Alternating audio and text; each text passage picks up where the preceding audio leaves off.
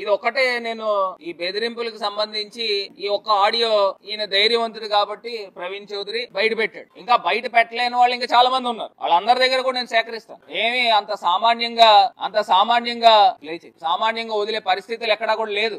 ఏంటి ఈ బెదిరింపులు ఏంటి? ఆయన మళ్ళీ ఇంకోటి అంటున్నాడు, నీ ఇల్లు ఎక్కడ ఉందో నేను కనుక్కున్నాను, నీ ఇల్లు ఎక్కడో బాబు ఒకసారి 16 కోట్లు ఏమో వాళ్ళు పన్ను కట్టాలి, మాకు కడతలేదు. ఈ పేపర్ మీద ఉంచాలన్నా మూసేయాలన్నా, ఒక ఇండస్ట్రీని ఉంచాలన్నా మూసేయాలన్నా మార్వడిగాడు అంట.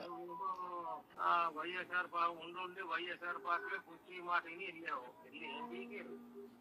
మా మీద కామెంట్ చేశావు. నేను విడిచిపెడతానని అనుకోకు, కామెంట్లకి పనిష్మెంట్ ఉంటుంది ఎప్పటికైనా సరే. సరే అది నీకు వస్తాయి సమాధానాలు రెడీ పెట్టుకోండి. డ్యూటీకి వెళ్తున్నావా? విరమించిపోయారు 5 ఏళ్ళు. ఆ తొక్కలో కూడా భరత్ కూడా ఏమంటాడు, తొక్కలో కూడా భరత్ గడు అండి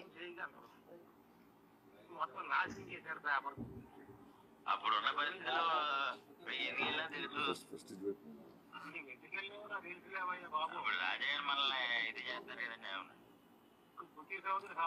బుచ్చయ్య చౌదరి సలహా మీద వెళ్ళాడు. బుచ్చయ్య చౌదరి ఏం చేస్తాడు? దొంగ ఉంది ఇక్కడ మొత్తానికి. కానీ మా యోగ నిద్రలో పోయింది అది 10 ఏళ్ళు అయినా లేవదు ఇక్కడ. కానీ మిమ్మల్ని అంత తేలిక ఇచ్చి పెడతామని అనుకోకండి. ఆ రోజు నువ్వు హెచ్చరిక మా మీద ప్రెస్ మీట్లు పెట్టావు. నువ్వు ఏమనుకుని పెట్టావు? నీ తాహత ఏంటి? నువ్వే నీ తాహత అంటే అతను ఎమ్మెల్యే, అందుకనే నీ ఇది ఎక్కడ వాళ్ళ తాతగారు 2 సార్లు ఎమ్మెల్యే చేశాడు. ఆయనది అది తాహత. మరి ఇంత దారుణంగా బెదిరింపులు చేస్తా ఉన్నాడు. మళ్ళీ చెప్తున్నాడు అది ఫేక్ అని చెప్తున్నారు. ఇప్పుడు మావాడు ప్రవీణ్ కూడా ఛాలెంజ్ చేశాడు, పాలిగ్రఫీ టెస్ట్కి సిద్ధమా అని. ఏమండి అప్పారావు గారు, ఆయన పాలిగ్రఫీ టెస్ట్కి సిద్ధంగా ఉన్నాడు. అంటే పాలిగ్రఫీ అంటే లై డిటెక్టర్. మీరు సిద్ధమా అని అడుగుతా ఉన్నారు.